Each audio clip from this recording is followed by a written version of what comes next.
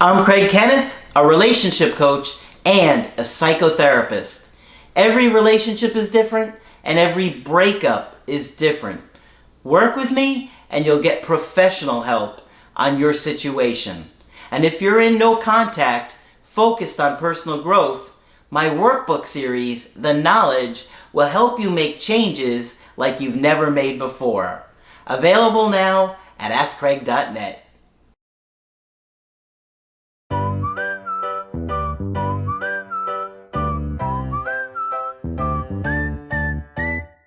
Hi there, I'm Coach Craig Kenneth. And I'm Coach Victoria. And in this video, we're going to be talking to you about when you shake her trust.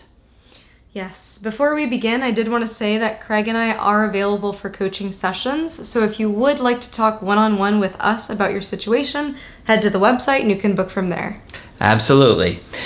You know, trust is absolutely critical in a relationship. And one of the things that I have seen time and time again is when people lose emotional self-control, their partner doesn't feel safe with them.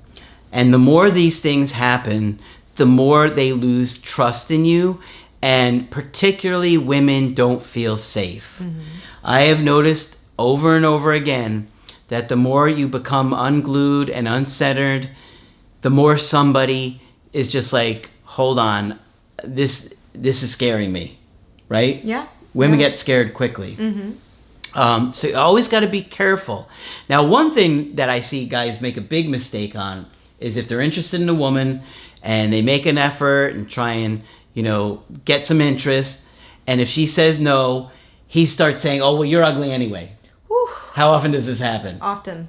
Guys, listen, many women, as long as you stay chill and relaxed and don't act like you're fazed by it, if you're calm about it, many women will change their mind in the future. Mm-hmm. How many guys have you thought, well, maybe, and then they blow up, you're ugly, I'm not interested. And then it's an immediate no. Exactly. And so many people hurt their chances because they get rejected and they instantly want to insult the person. When we think about why this is, the experience for men and women as far as safety is wildly different. Sure, there are situations where, there is violence against men from the hands of women. Mm-hmm. That does happen. And, those cases need to be taken seriously too. But the numbers and statistics are widely on, women being the more vulnerable party here. Yeah. And so we have to consider that in our approach to dating. We have to think, how would somebody in a more vulnerable position view this? When somebody's thinking about their safety, their physical safety, which is one of the most foundational forms of safety you can get. You have to think about, how am I being received here? Yeah. So there are a lot of different ways you can lose trust, right? There's a lot of different ways you can scare somebody. But that one from the get-go, guys, if a woman rejects you and says, I'm sorry, I'm not interested, or whatever way, as long as she's not rude to you, just say, okay, totally understand, not a problem, and leave it be. And there's a good chance that if she gets to know you a little bit better and you're not like acting obnoxious or insulted, she might say, okay, you know what, maybe I would like to catch up or meet up or go out one time or something like that and see how it goes. And even if she doesn't, part of you being a decent human being is providing that, is being able to say, I can handle your rejection. You are not obligated to be with me. I'm not entitled to your love, affection, etc. And, this is a really important issue, and it's been a worldwide issue. We know that there's people in other countries, including the U.S., even in the West, where, women get acid thrown on them for rejecting men. These issues are serious, and they cause a lot of damage. So we talk about it because we find it important, and we want to talk about it on all levels, on the extreme levels, but also on ways to make it safe when you're interacting with people, including insulting people, including saying mean things or not taking rejection well. Yeah. You have to learn not to take things so personal, especially if somebody doesn't really know you, right? Okay, so I got an email coaching that we're going to talk about today. I think this is a good one. It's from a guy and a woman that both are in their early 20s, okay? Now, they've been dating for over 3 years. So they started dating when they were pretty young. And he says that we became one another's first relationship, first kiss, and best friends. We also became codependent. I have a distant family. My mom was an addict, and my father died when I was young. Her family was controlling and verbally abusive, leading to her developing an eating disorder. People commented that we were like orphans in a storm. So they kind of both went through a lot in their childhood, and maybe that helped them bond together and reconnect in what they went through. Mm-hmm.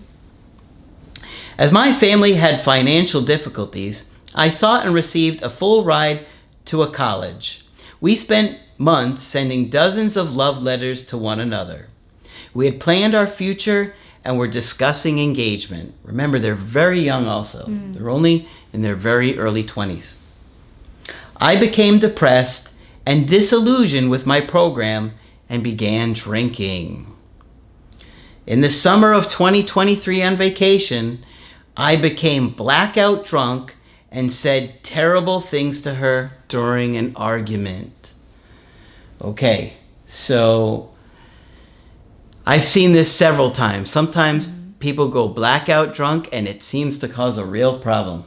I saw a woman do it recently too, to a guy, and the guy didn't want to forgive her either. So you got to be careful with that alcohol.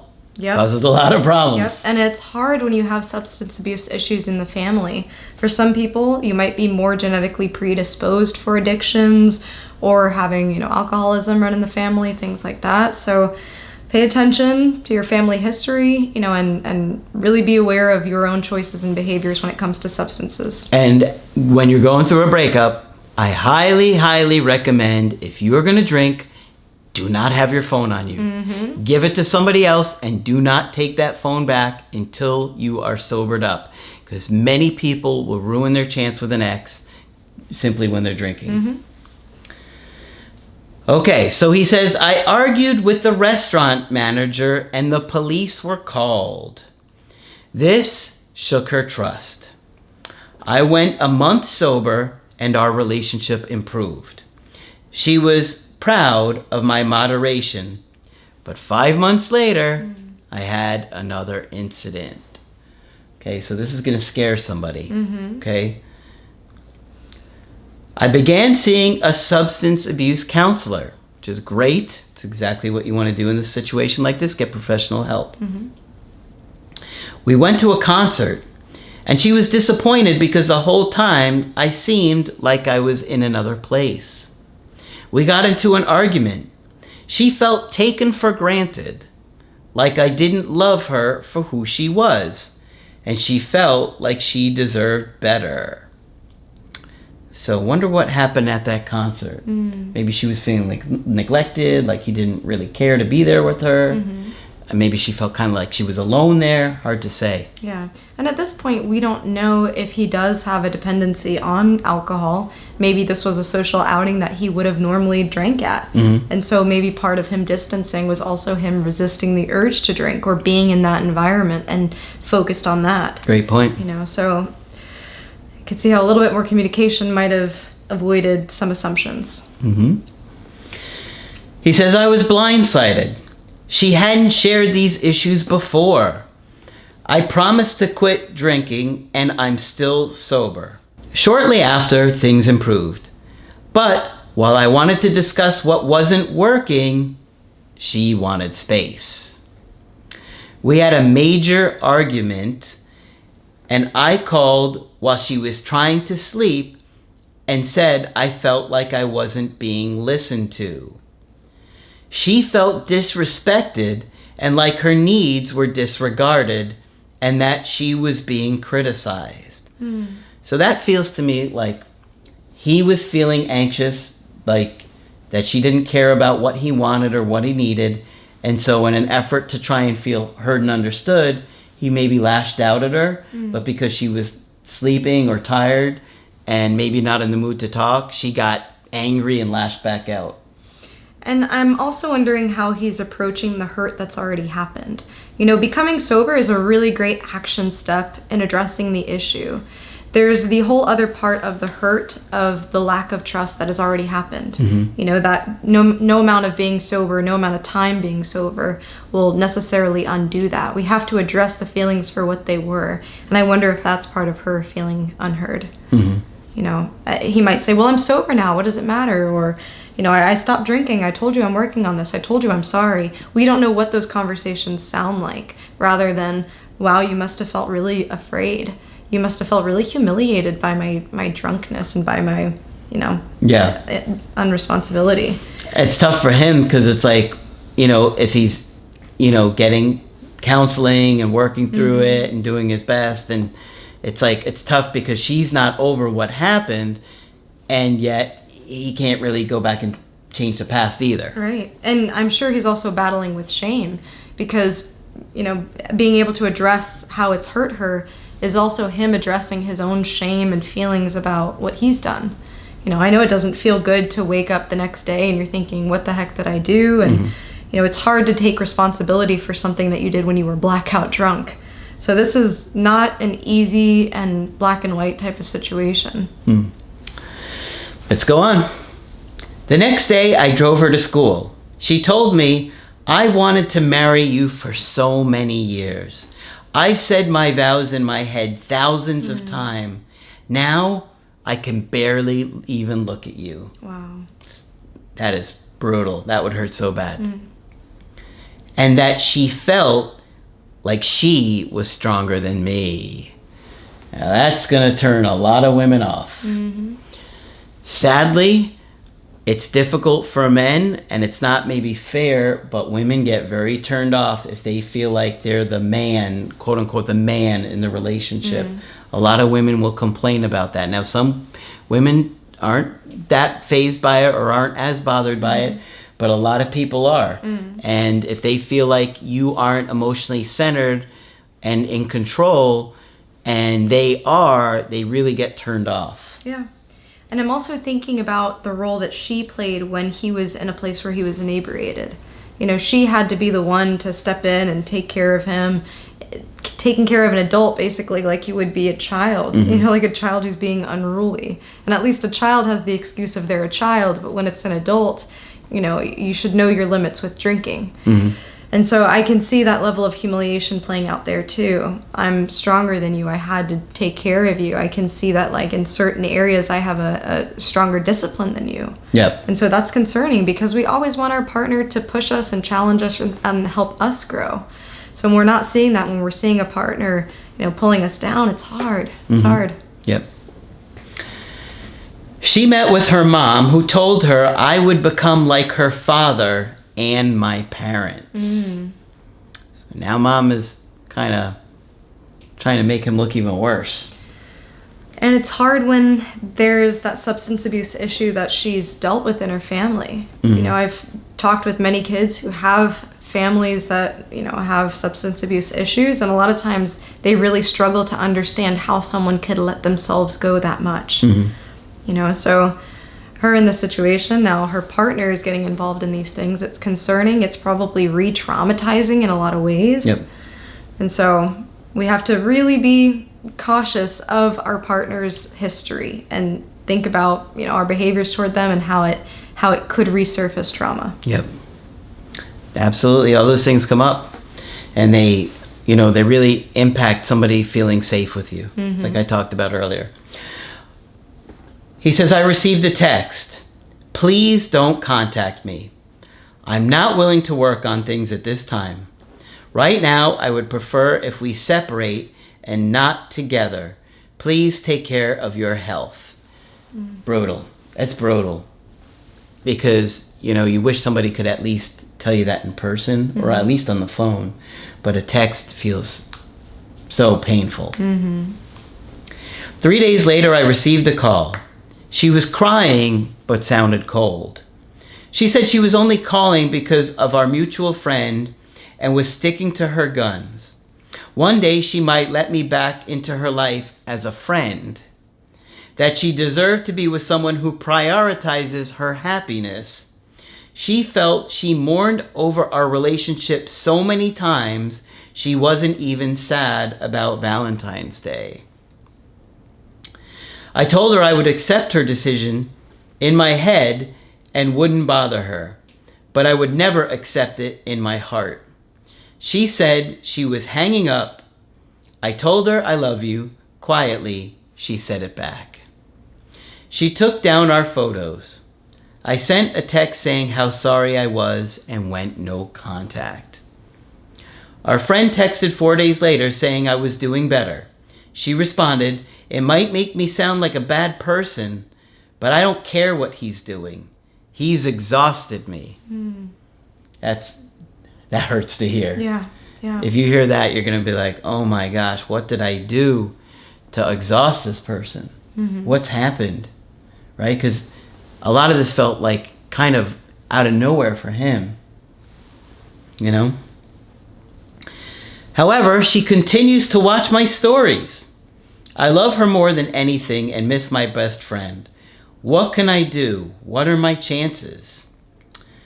Well, I'd say right now it's too hard to say what your chances are because I don't think she feels safe, and I think she's really going to question your lifestyle and maybe your struggles with alcohol or what struggles you may have in your lifetime with alcohol. Right.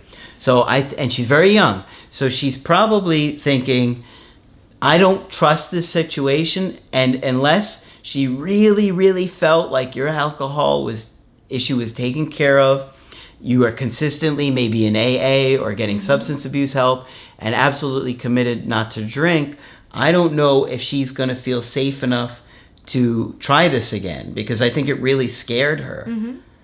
And I'm glad you brought up AA because that was also a thought I have. If you were to join any of those meetings, you'll see that almost everybody there had a last straw.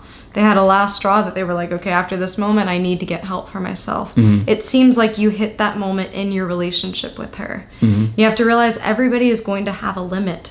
It seems like you reached your own personal limit as far as drinking, and she reached it in that relationship too. And so it's unfortunate. I think a lot of these things are consequences of the choices that you made. And, you know, you can continue to grow, continue to change who she may see as a different person. And so I think her view of you right now, it's too fresh from the incident of what's happened. So she's going to doubt, you know, can this person really turn it around? And I don't blame her. It sounds like she never wants to be in that situation where you are blackout drunk again. You know, it sounded like that really hit something core to her. Yeah, I think that's the biggest issue right here. Now, right now, I think she's bringing up other things that, you know, probably weren't as important, but because she lost attraction and was scared by the drinking stuff, now she's going to point out these other issues that may have bothered her, but now feels somehow so much worse because of the other issues. So I think the number one thing here is that she's really got to feel like he gets a hold of the alcohol issue and that alcohol isn't going to be a problem again, because I think mom is going to sabotage here and keep saying, is he drinking? His parents have issues. You better be careful. He's going to, and maybe she'll even say things like, oh, if you have kids with him, they might be more likely to be alcoholics. You know, all these things you got to be careful of. Parents protecting their daughter. You know, I don't blame them. And I will also say you should also be asking yourself some of those questions, you know, because it seemed like this was an escalation. You know, we don't know how much of the drinking was an issue before then, you know, but sometimes you do have to ask yourself hard-hitting questions about your own habits when you're seeing loved ones around you react like this. Yeah. So I think behaviorally, she's telling you she's reached her limit with you for now. No, we cannot say indefinitely. Even if she were to say indefinitely, we don't know. We don't know how things will change in the future. And I always like to keep that hopeful approach that, you know, recovery is possible, that change is possible. I believe that you could get to a place where you could be around alcohol and resist those urges and be present with your partner in the moment. And so it's all about how much effort you're willing to put in and consistency. Consistency, because we know that relapse happens all the time.